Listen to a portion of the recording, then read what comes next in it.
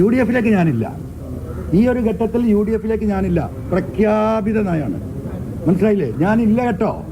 ഇനി എന്നെ ദയവായിട്ട് ഒരു നേതാക്കന്മാരും വിളിക്കരുത്.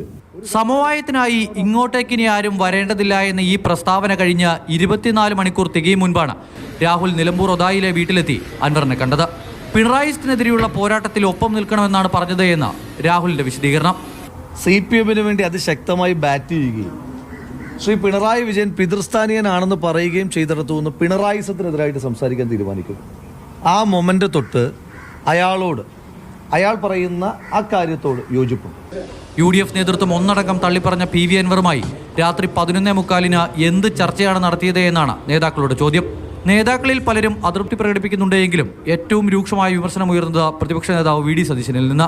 ജൂനിയർ ആയിട്ടുള്ള ഒരു MLA ആണോ ചുമതലപ്പെടുന്നത്?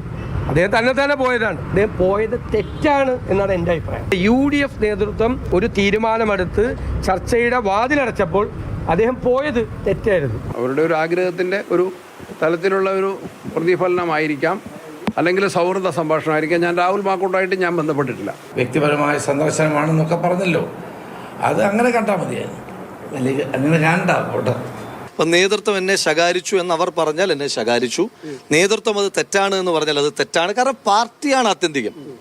അൻവർ ഒറ്റയ്ക്ക് മത്സരിക്കുകയാണെങ്കിൽ മത്സരിക്കട്ടെ എന്നുള്ളതാണ് കോൺഗ്രസിന്റെ നിലപാട്.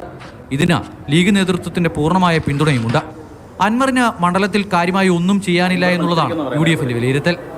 ഞങ്ങൾക്ക് ആ വിഷയം ക്ലോസ്ഡ് ആണ്. ഞങ്ങൾക്ക് ഇനി ഇവിടെ ഒരു പൊളിറ്റിക്കൽ ഫൈറ്റാണ്. രാഹുൽ അൻവർ കൂടിക്കാഴ്ച വിഷയത്തെ രാഷ്ട്രീയ ആയുധമായി ഉപയോഗിക്കുകയാണ് ഇടതുപക്ഷം. UDF അടച്ച അധ്യായം തുറക്കാൻ രാഹുൽ ഒരു ശ്രമം നടത്തി നോക്കി. പാർട്ടിയെ സഹായിക്കാനായിരുന്നു, നല്ല ഉദ്ദേശമായിരുന്നു, പക്ഷേ പാളിപ്പോയി. ഇപ്പോൾ അൻവർ രാഹുൽ കൂടിക്കാഴ്ച വിശദീകരിച്ച് വലയുകയാണ് UDF നേതൃത്വം. ജോയ്സിയാറിനൊപ്പം അമൽ തേനമ്പറമ്പിൽ, മാതൃഭൂമി ന്യൂസ്, നിലമ്പൂർ.